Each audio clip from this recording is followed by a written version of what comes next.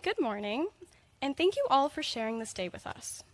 We are grateful to so many of you, families, friends, faculty, and staff, who have provided guidance in countless ways on our journey to the Greenwood today. Through this support, we have all found our place somewhere on these 600 acres. For some of us, it's in the art studio. For others, the athletic fields, the theater, the farm, or the science labs. One of my favorite spots on campus may seem unlikely. It is tucked in the back corner of the Learning Resource Center. From the outside, it's just an office. One door, one window, one desk and swivel chair. Teacher Kim Kolkassi's office has a particular aesthetic. Twinkly lights, pillows for her visitor's favorite spot on the floor, and a life-sized painted cow descending from the drop ceiling. Though this is all greatly appreciated, it is not the reason I am so captivated by this room. Rather, it is the hundreds of printed quotes that fill every inch of wall space that make it my home. Each day, Kim has chosen and posted a quote in her office, their meanings often dependent upon the events of the day. The eggshell walls are barely visible under the explosion of colors and words, and every student, teacher, and staff member who enters absorbs them in their own way. Wisdoms from sources as varied as Jane Goodall to Sufi scholars, Native American visionaries to present-day poets like Naraya Wahid, Margaret Mead to Yoda inspire us to be our best selves, to consider that we live together in a community on a planet that needs our attention, and to reach farther than we might otherwise have thought we could. When staring up at them from my place in the corner, I'm reminded of the power of words, how such arbitrary symbols aligned in the correct way can convey love, inspire change, speak truth, and alter perspectives. Words impact each of us differently. They have the ability to send chills down our spines, heat to our cheeks, and pain to our chests. Words have the historical weight of starting wars and making peace.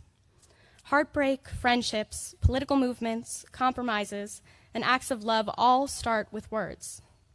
Our worldviews are shaped by what we have been told in history textbooks and bedtime stories alike, in gossip sessions and English classes.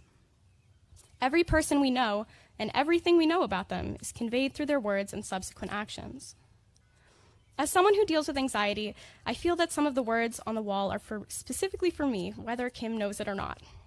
Georgia O'Keeffe, the prolific artist who became known as the mother of American modernism, said, "I have been absolutely terrified every moment of my life, and I've never let it keep me from doing a single thing that I wanted to do."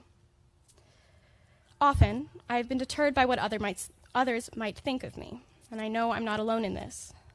Although it might still occasionally sound shaky, as you might notice today, I've grown to heed the advice of these wordsmiths and use my voice. Westtown has prepared us well. Westtown has taught us the value of being kind, brave, and the absolute importance of listening. In a time of such political and global conflict, of wars and fear and what seems like weekly school shootings, it's time to implement these teachings. As the first graduating class to experience a full year immersed in the current political climate, we must be kind to those we do not know. We must be brave in the face of fear and injustice. We must listen to voices and experiences that are not our own, and we must act. Margaret Mead spoke to this when she said, "Never doubt that a small group of thoughtful, committed citizens can change the world. Indeed, it is the only thing that ever has." As we move on from Westtown, let us be that group of thoughtful, committed citizens. I say this because I know that we can all do better. We cannot be silent, but we also cannot be afraid of silence. We cannot let our voices overpower those who are silenced every day. I know that we can do this. Some of us already are, while others among us are blocked by fear or complacency.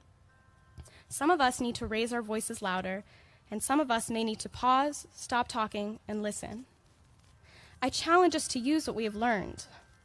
We have the power to make change for the betterment of those who are marginalized and whose words carry too little weight, but only if we stop waiting for others to do it for us. Now is our time. At this moment, we do not all have the perspective to understand what we have been granted at Westtown. By acknowledging our privilege in attending such an institution, we are recognizing our power to use what we have been given here to make a difference. It is much simpler to disengage than choose to engage with those around us. It is much easier to complain than to work to change the system, but we must not settle for what is easy. We have too much collective potential. I am certain that in the future we will all recognize the significance that Westtown has played in our lives, and we will miss aspects of our time here. Maybe we will miss those last drops of light on South Lawn when everything is purple, or staying up way past lights out with our roommates.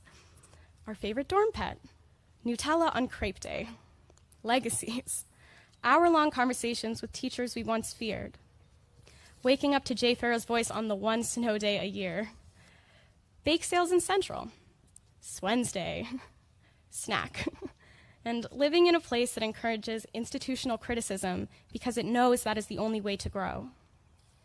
This place has stretched us, aggravated us, supported us, and pushed us until now, when the superstition of the Greenwood has loosened its grasp and given us a fleeting glimpse into what lies ahead. Going forward, I hope we all find places that force us to grow as Westtown has. Throughout our time here in Meeting for Worship, we have learned how to sit in silence, to center ourselves, and finally to speak our truth. Out of silence, we found our voice. So as we leave here, I wish for us all to embrace the words of Madeleine Albright hanging on yellow construction paper above Kim's doorframe. It took me quite a long time to develop a voice, and now that I have it, I am not going to be silent. Thank you.